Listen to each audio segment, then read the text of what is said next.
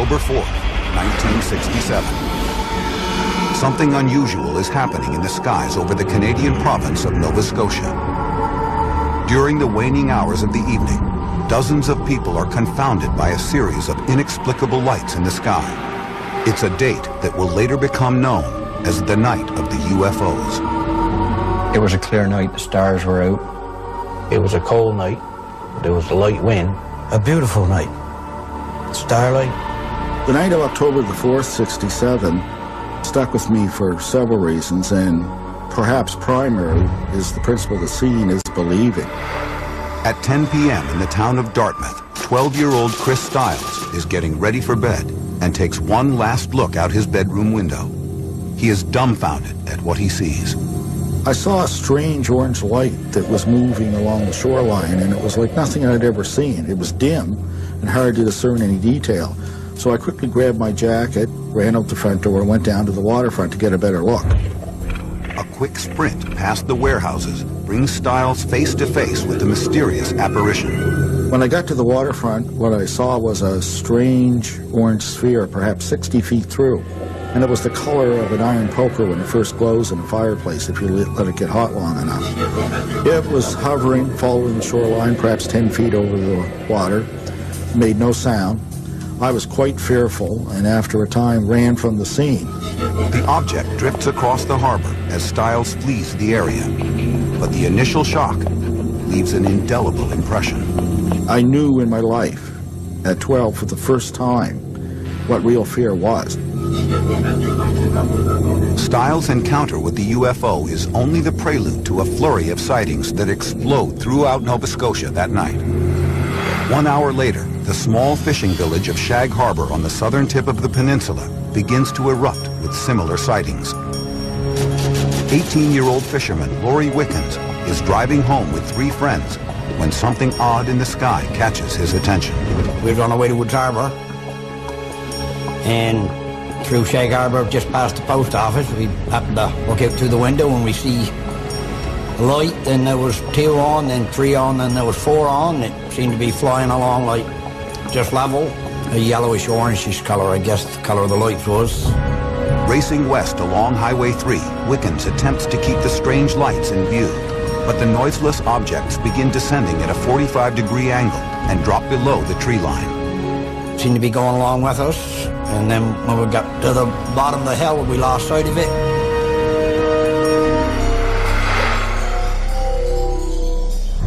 A few miles away, 18-year-old Norman Smith is riding home with a friend through Bear Point Woods and sees something similar in the sky. We were chasing the girls, and we were coming on our way home, and when we first noticed the lights in the sky. The sight of the strange illuminated shapes is enough to make them pull over and watch. We stopped alongside the road. I got out, was looking at the lights. It was stopped in midair. There was 5 lights. The lowest light to the ground was like if you were looking at a full moon, and then the next one just kept getting smaller, the next one smaller. There was no sound, you couldn't hear anything. Smith gazes at the lights for a few moments as curiosity grows into unsettling concern. I know I was frightened because I didn't know what it was. Never seen lights like that before in my life.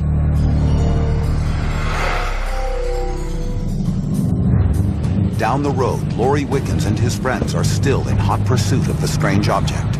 They suddenly see a bright flash and hear a whistling sound like a falling bomb. They believe it may be falling into the harbor, so they speed toward the waterfront. The minute we come over the top of the hill, we could see the light in the water. At the time, we thought it was a plane. Wickens pulls into a vacant parking lot by the shore to get a better look. The light we see in the harbor looked like a half a globe, a yellowish colored light. We could see it drifting down the harbor. That was the first thing coming to mind, is go call the RCMP and report that we'd seen a plane crash, because that's what we thought it was. Wickens returns to his car, races to the nearest payphone, and calls the regional headquarters of the Royal Canadian Mounted Police, the country's national police force. It is known throughout Canada as the RCMP.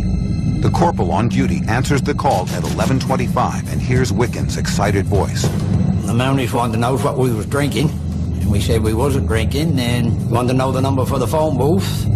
After listening to Wiccan's story, the RCMP officer on duty is skeptical, but as soon as he hangs up, other calls start pouring in. The calls come in from nearby Bear Point, Cape Sable Island, and Maggie Garron's Point, all reporting the same thing. With so many witnesses, the RCMP has no choice but to take this seriously. We got in the car to leave, and then he called back and wanted to know where he could meet us so we could see it in the water. And I told him we'd be by the moss plank, because that's where it was, right off of there. Meanwhile, eyewitness Norman Smith is also busy alerting people about the mysterious object above the harbor. We drove up to my father's place, and I ran in the house, got my father, and he came outdoor. We stood looking at the lights in the sky, and it wasn't too long, probably a couple of minutes, when we see the police car coming and its red lights flashing. Smith follows the speeding police cruiser to a shoreside parking lot where a crowd of witnesses has gathered. When we got there, there was, I think, 16 people, including the police officers. And they were local people. They all seen the lights come down to the ground, and they watched it land in the water. Civilians and the RCMP officers on the scene observed the dull yellow-orange light drifting 300 yards from shore. It was totally dark. All you could see was the lights, and it was on the water. We watched the light for probably 10 minutes as it was drifting down the harbor. We walked to the top of the hill, and then the light just went out. It just disappeared. Everyone is convinced that they have just witnessed a plane crash. At 11:38 p.m., one of the officers puts a call through to the Rescue Coordination Center in Halifax, the branch of the Canadian military that organizes search and rescue operations. The Coast Guard cutter in nearby Clark's Harbor is also contacted. Lighthouse keepers in the surrounding areas are put on alert. I was on duty, just carrying out my regular surveillance of navigational aids. Somewhere around midnight, when I first got a call that they were searching for something had crashed in the harbor. Meanwhile, the RCMP officers improvise their own rescue operation. They begin contacting local fishermen to commandeer boats to go out to the impact site. As word gets out, local residents spring into action. Someone came to our door, and my husband jumped up and went to the door to see who was there. And it was the policeman. And he said that something had come down in the harbor, and that they thought it was a plane. And they knew that his boat was at the wharf, and he could get there in a hurry. I was on my way home from babysitting, where I was picked up by a local resident there. He had some urgency in his voice when he said, you've got to go with me, because we've got to go search for possible survivors of a plane crash or something of that nature. We really didn't know what we were heading out for. All we could do was try to get there as fast as we could, and we were rushing. We went down to the wharf, untied the lines, and got the boats clear, and we left there as fast as we could to get to the area. It's now slightly before midnight. Two fishing boats with several volunteers motor out towards open water at full throttle. Crisscrossing patterns of searchlight beams paint the dark, still waters of the harbor as the search begins. And what we were doing was looking for something on the water. Debris is what we were thinking. The mood on the boats is tense as the would-be rescuers brace themselves for a grisly scene of floating body parts and plane wreckage. What they actually encounter is even more bizarre. We came into this foam on the water. It was like orange foam that was on the water, like bubbly foam. Quite a long streak of it. It was just more or less floating on the water. And what it was, I don't know. The fishermen realize that the mysterious foam is connected to whatever crashed into the harbor. Norman Smith attempts to get a sample of the peculiar substance. We circled the boat around. We came back into the foam. When we came back into it, I took a small dip net and dipped the dip net down into the water, right into the foam. When I pulled the dip net up out of the foam, there was nothing. You couldn't see nothing, totally nothing on the dip net. I've been fishing all my life and I never ever seen anything like that. I've been up rivers and on lakes and out on the ocean and never ever see foam like that on the water. The strange foam soon melts back into the dark water. But even more puzzling than the foam is the lack of any debris at the site. If something has just crashed into Shag Harbor, it seems to have completely vanished. We had thought that whatever it was had just sunk. And I was, like you, kind of expecting to find some debris, but there was nothing. We were out there pretty near all night and circling around and looking for anything else that was on the water, any debris or anything, and we found nothing. There was not so much as a tin can.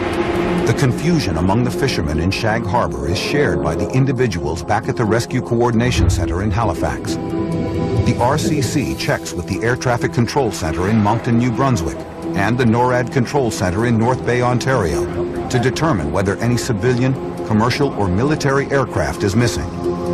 The reports of an aircraft crashing into Shag Harbor do not mesh with the data they get back. They realize that this is not a downed aircraft, none are missing. They're looking for something unconventional. They're starting to realize that perhaps this is some unknown object from space. The residents are certain that something fell into the dark waters of Shag Harbor, but no one seems to know what it is.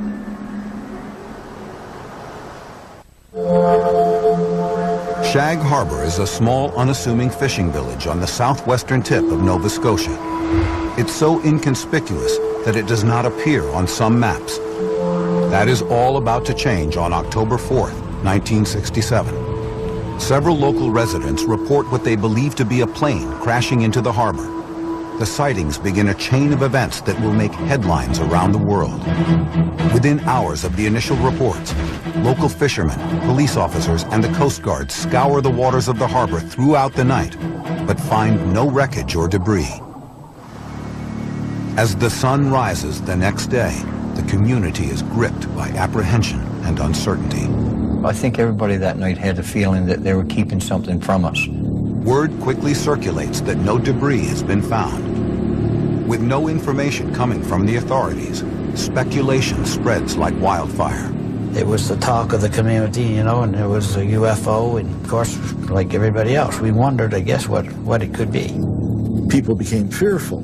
They were wondering, would there be more? Would they tangle in our nets? Would it crash in our house? What's going on here? And they just weren't getting answers. Finally, the Rescue Coordination Center issues a statement that rules out the possibility of a plane crash. At 10:20 a.m. on October 5th, the center sends a telex stamped priority to the Canadian Forces headquarters in Ottawa. The message outlines the sightings by the Shag Harbor residents and the RCMP officers. It refers to the thing in Shag Harbor as a dark object.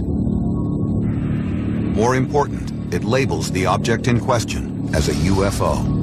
It's unique also in that, again, the term UFO was first used by the authorities who were searching and not by the eyewitnesses. By the evening of October 5th, the Shag Harbor incident has become a military matter. After reviewing the telex from the Rescue Coordination Center, Squadron Leader William Bain sends an urgent message to the Canadian Maritime Command, Canada's naval headquarters for the Atlantic coast.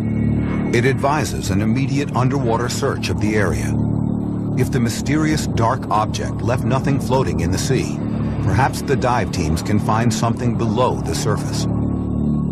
Maritime Command responds by dispatching a team of divers from the Navy's Fleet Diving Unit in Halifax. They arrive on October 6th and begin diving off the deck of Coast Guard Cutter 101. You get all kinds of rumors in a small village like this, and then when the Navy shows up with divers and stuff, where you know that they must have taken it seriously because so many people saw the event in the sky. The divers section off an area of the harbor roughly 1/2 mile long by 1.5 miles wide. Well, they'd go over the side and start doing square searches. They'll pick an area and normally stake it off with a buoy on the bottom. The visibility in the waters off Nova Scotia, it's so full of plankton and so on. is usually quite limited, maybe 20 feet at the most. It was a low-tech search, simply with handheld flashlights under the water. They wouldn't let us anywhere near that area. We was out there in the boat all right, but we had to stay back away from where they were diving. As the divers are scouring the depths of the harbor, the tiny fishing village is thrust into the media spotlight. On October 7th, a camera crew from the Canadian Broadcasting Corporation arrives and films the divers in action. This is actual footage from their news coverage. Canada's major newspapers have also gotten wind of the strange happenings. Among the first to jump on the breaking story is journalist Ray McLeod of Halifax's Chronicle Herald newspaper. I was one of the night reporters on duty at the Chronicle Herald when the assignment editor just called me over and said there's a report of something going down in the harbor. A lot of people had seen it. CMP reported they'd seen it, and the newspaper wanted to find out what had crashed. But when McLeod attempts to find out what went into the harbor, no one has any answers. I started following up on what we got from RCMP and what we got from Search and Rescue, and that was they had no idea what had gone down.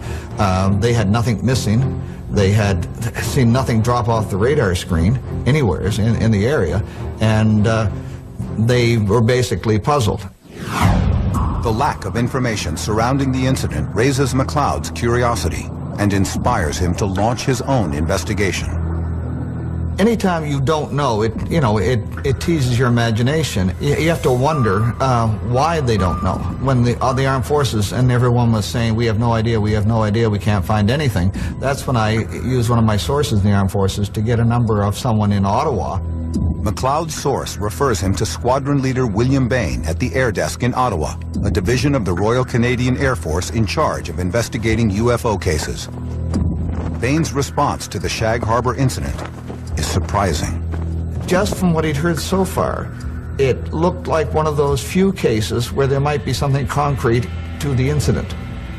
And that, of course, was the quote that ended up in the headline of the paper. On October 7th, 1967, McLeod's article makes the front page of the ultra-conservative newspaper, the Chronicle Herald. McLeod is as surprised as anyone to see it there. And then the story came out, and my first reaction was, oh my God, what have I done? Okay, I never expected to see that screaming headline. It was a headline in 2-inch red letters that looked more like something you would see in the National Enquirer. And that served to fuel, again, the rumor mill and the speculation. The shockwaves of McLeod's article reverberate throughout the Canadian province and reach the depths of Shag Harbor, where the underwater search is in progress. On October 7th, Maritime Command orders 3 additional divers to the impact site. As the dives continue, the people of Shag Harbor want answers. None are forthcoming. I guess there was a considerable amount of secrecy about the whole mission because they didn't reveal anything to us. Some people were told that we weren't allowed to speak about it. We thought that in a few days' time we was going to be hearing, yes, there was a plane that went down, it was on the bottom of the ocean, or whatever it was that they found. We thought that in a few days they were going to be telling us, but nobody ever did. Maritime Command terminates the underwater search on October 8th. They announced that 3 days of searching the harbor have yielded nil results. 5 days after the sightings, the residents of Shag Harbor are no closer to understanding what crashed into the water the night of October 4th. But the end of the underwater search is just the beginning of a UFO case that is about to become even more perplexing.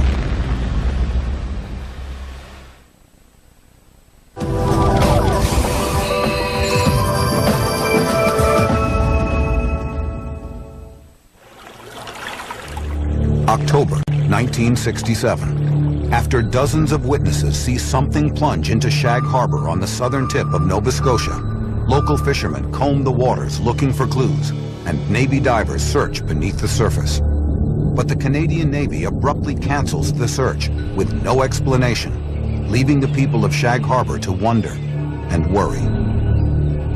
In a lot of our minds, it was a cover-up for something, but for them to spend that much time and effort and then give no explanation, it's like they were here today and gone tomorrow type of thing. With no one providing any answers, the rumor mill begins to churn.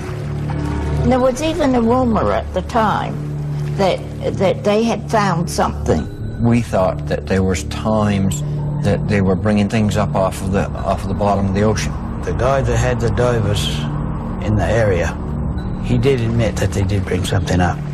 Wrapped underwater, it was wrapped underwater.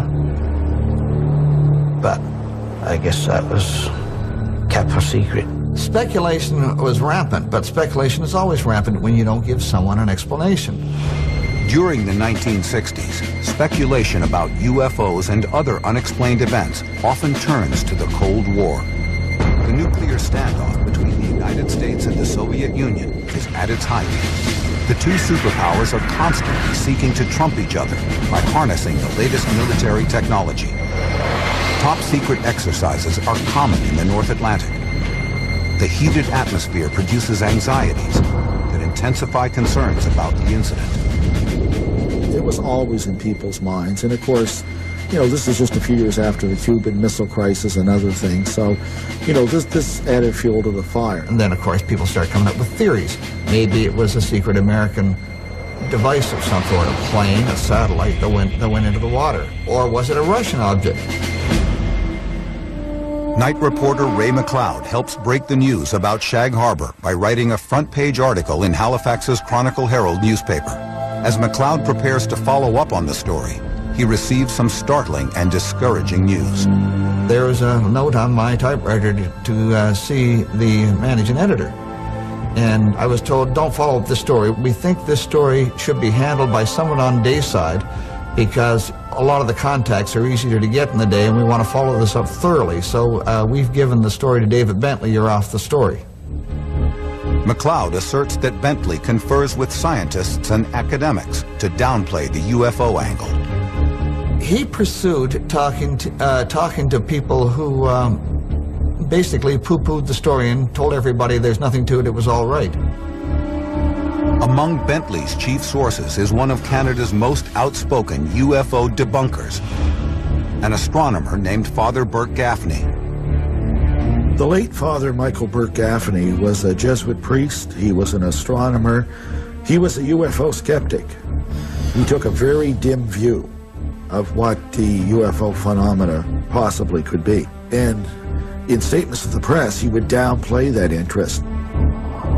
In a public lecture a few weeks after the Shag Harbor sightings, Burt Gaffney tries to alleviate any lingering concerns about what happened that night by arguing that 94% of all UFO sightings can be explained by meteorites, simple mirages, and other natural phenomena. With UFO skeptics having their say, McLeod begins to wonder what happened to squadron leader William Bain, the source at the Canadian military, quoted as saying that there might be something concrete to the Shag Harbor incident. I asked Bentley why he wasn't following up on Squadron Leader Bain. And Bentley told me that he was told the man didn't exist and there was no such office in Ottawa, and to leave that angle in the story alone. Is the Chronicle Herald bowing to pressure from the Canadian government? McLeod ultimately realizes that the side of the story he began to pursue would never make it into the newspapers. I feel badly in some ways that I couldn't have used my talent and my contacts and my belief that the people have a right to know to keep plugging away until we found out what was going on. A journalist feels empty when they have to do that, but then again, sometimes you have to do that. Soon, news of Canada's Shag Harbor sightings travels across the border and reaches renowned physicist Dr. Edward Condon and his team at the University of Colorado. Condon and his committee are working under a $500,000 contract from the United States Air Force and putting together an independent scientific assessment of unexplained UFO phenomena. The Condon report was striving to gather a certain amount of case studies in other countries around the world internationally to see whether the United States Air Force should continue investigating reports of unidentified flying objects. And the Shag Harbor incident came to their attention. They have deep resources and a distinguished staff, but according to eyewitness Chris Stiles, Condon and his committee do not dedicate much time or effort to the puzzling Shag Harbor case. The case was turned over to an electrical engineer called Norman Levine. He made a few calls to RCMP headquarters in Ottawa and to Maritime Command, but was assured by them that they had done a complete and thorough search. It's unfortunate that he didn't pursue that path, because God knows what he would have found. Canada's Shag Harbor incident is one of 59 major UFO cases around the world that Condon's team selects to include in their study. They submit the final report to the Air Force on October 31st, 1968. But case number 34 receives only a few paragraphs in the 900-page tome. The report defends the lack of initiative in Shag Harbor by arguing no further investigation by the project was considered justifiable. This conclusion of the Shag Harbor case is consistent with Condon's overview of UFO research. Our general conclusion is that nothing has come from the study of UFOs in the past 21 years that has added to scientific knowledge. I think one of the things that happens when a serious scientific study is carried out to look at the UFO situation in specific cases, there's often a criteria that's very formal and rigid. And often what happens is the best cases somehow, no matter how you use your definitions, no matter how careful you are, will slip through the cracks. And I believe that's what happened to Shag Harbor. With no one pushing for answers, Canada's Shag Harbor incident becomes another unexplained mystery that is all but forgotten.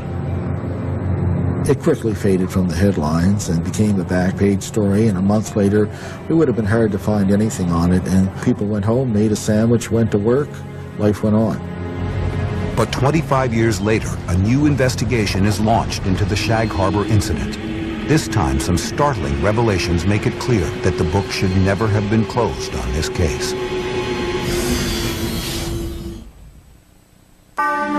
In October of 1967, over a dozen witnesses see a UFO plunge into Shag Harbor, Canada. 25 years later, unanswered questions remain. That's where it all took place, we knew that something came down out of the air and something landed in the water. But what it was, we didn't know. One of the other eyewitnesses that night cannot forget what he saw over the harbor. Chris Stiles had seen the UFO from his home in Dartmouth, Nova Scotia. In 1992, while watching TV one night, everything would change. I had watched a rebroadcast of the Unsolved Mysteries episode that dealt with the Roswell incident. And it made me think about Shag Harbor. And what I remembered and what was so tantalizing about Shag Harbor was that there was no denial that the authorities believed that this was a genuine UFO incident. And it had simply faded from memory. Stiles decides to launch his own investigation into Shag Harbor. He requests documents from the Canadian National Archives and the Department of National Defence using Canada's Access to Information Act. In a few weeks, the government documents arrive on spools of microfilm at the main branch of the Halifax Library. A tedious search begins. As you sit at the viewer and start going through document after document, you realize that often these collections were compiled by bureaucrats who threw away nothing. The microfilm contains thousands of documents of UFO cases across Canada from 1965 to 1981. You're looking for an extraterrestrial straw in a terrestrial haystack. Stiles spends weeks at the microfilm viewer until he hits pay dirt. It was all there.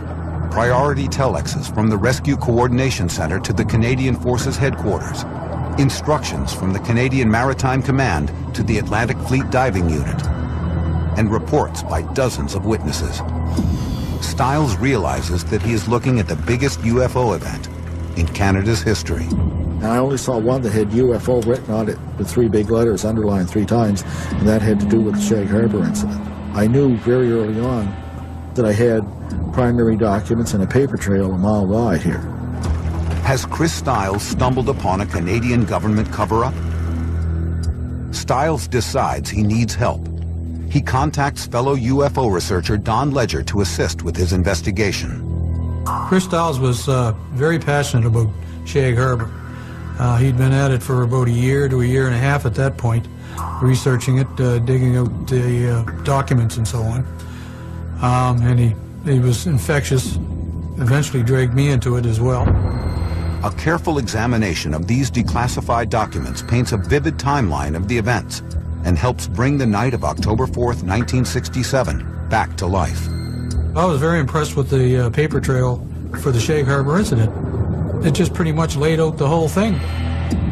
For Stiles, the documents also suggest that the Canadian military knew more than they were telling.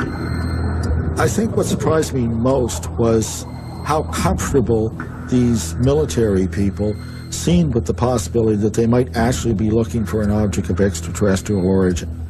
In a sense, it was kind of an acknowledgement of UFO reality. Stiles uncovers documents that demonstrate that the sightings of October 4th were not confined to Shag Harbor alone. Reports came in from witnesses from all over Nova Scotia that night. He then comes across eyewitness testimony from an unexpected but extremely reliable source, experienced airline pilots.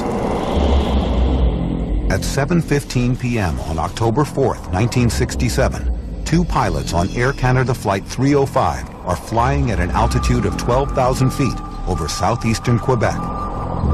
Captain Pierre Charbonneau and First Officer Robert Ralph glance out of the left cockpit window and see something astounding. What they saw that night was a large, round, colored object in the sky that looked like, to them, like a kite with a tail on it. It was off their left wing and just slightly above their altitude. The experienced pilots are at a loss. They observe the strange shape for several minutes when suddenly they see a series of explosions.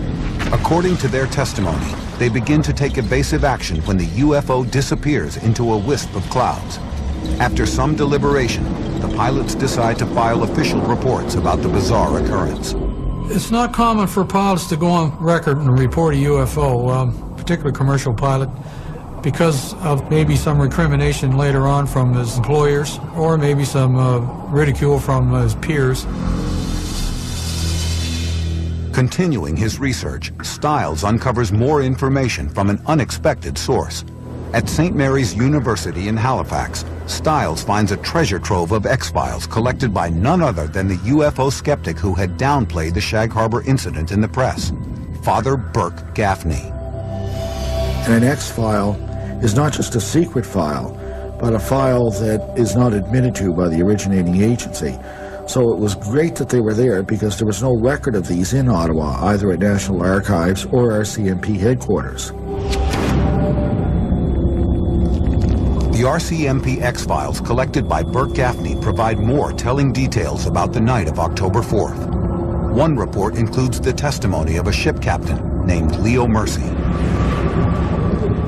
He's the captain of a fishing dragger that has 18 men. It's off the coast of Sambor, Nova Scotia. And it's got 4 UFOs in the distance in a box pattern. And he looked at them, and then he went and he checked and he found them on radar. But Mercy's report contains something even more puzzling, a reference to another underwater search near Shelburne, 31 miles northeast of Shag Harbor. His statement in this X-file, he says, perhaps it's like the thing they're looking for down off Shelburne or off Shag Harbor. So this would seem that there was indeed a second simultaneous search effort. Did the UFO somehow travel away from Shag Harbor after it crashed? As it happens, the town of Shelburne is also home to a former Canadian military base. Is it somehow connected to the secrecy surrounding the Shag Harbor sightings? In fact, during the 1960s, the Shelburne facility was officially called an Oceanographic Institute, but its real identity was shrouded in Cold War intrigue. In its heyday, it served as a top-secret listening post to track Soviet submarine movements in the North Atlantic Ocean for the U.S. Navy. A Soviet submarine would come out in the Atlantic from Russia and go on its tour. They would pick up the engine noises and the hull sounds made by the submarine passing through the water on the microphones. This would be fed into a computer so they could get a match later on for if the same submarine came up. Could the Canadian authorities have used this submarine tracking technology to locate a submerged UFO? Was the Navy secretly searching the waters off Shelburne while all eyes were focused on Shag Harbor? To continue his investigation, Stiles sets out to track down those who would know best, the divers who actually probed the depths of Shag Harbor.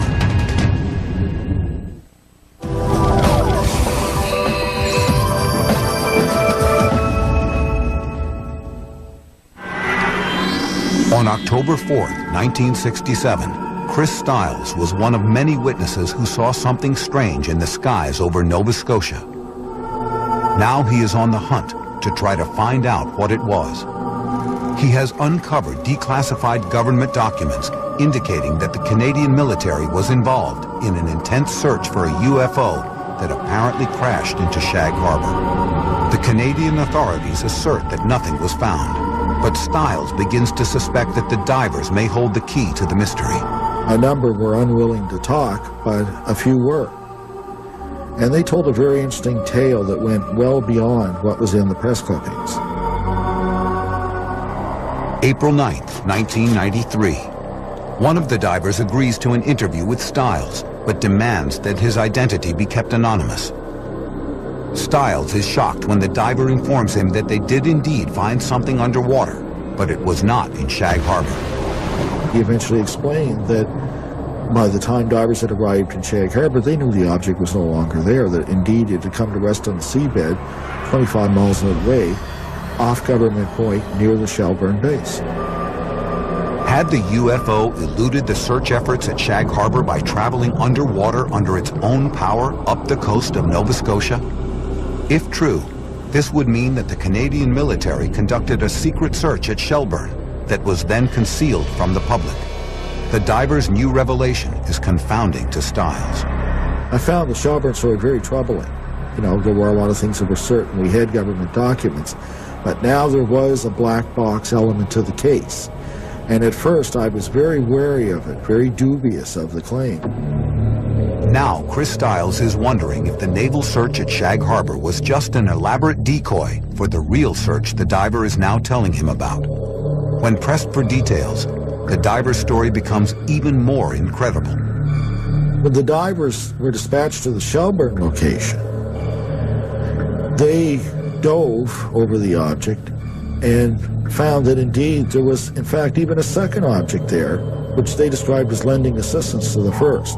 I didn't know what to make of this. This is well beyond events in the Shag Harbor incident. The diver informs Stiles that a flotilla of U.S. Navy and Canadian ships actually anchored over the two objects at Shelburne and monitored their activities. And as he said, when he dove, him and a partner, they were shocked to find there was still activity going on, and they indeed saw beings. They were on the bottom, and they watched what they thought was creatures from one object giving aid to the other object. The Canadian diver's story does not end there. He says that the Navy flotilla observed the two UFOs for 7 days. Suddenly, the operation was interrupted by a Russian submarine crossing into Canadian territorial waters. At this critical juncture, the Navy ships were diverted to intercept the sub. They attempt to intercept the Soviet sub, trying to cut it off. And it's at this point, when they're doing this maneuver, that the two UFOs begin to move back toward the Gulf of Maine, and indeed, eventually, as reported, break the surface and fly away. Are there any witnesses on record that can corroborate the diver's fantastic story? Did anyone see these two UFOs leaving the waters off Shelburne? Perhaps. At 10 o'clock on October 11th, 1967, exactly 1 week after the Shag Harbor sightings, the mysterious lights in the sky were seen once again, this time by a family in Lower Woods Harbor, 35 miles from Shelburne. We look at what's known as the Lachlan-Cameron sighting 1 week later, to the hour, and we see two sets of lights leaving the area of Shag Harbor and flying away. It fits the diver's story like a glove. It's hard to ignore that synchronicity. And we are left to wonder, did an alien spacecraft really crash into Shag Harbor as the Navy diver suggests? Or could there be another explanation? An important clue to that question may still exist if what one former lighthouse keeper says is true. The second day, I did find a cylinder. I knew it was something different, something I had never seen before. It was a cylinder type shape hole, 30 to 40 inches long maybe, 15, 18 inches in diameter. Had been partially burned, wires protruding, terrible odor.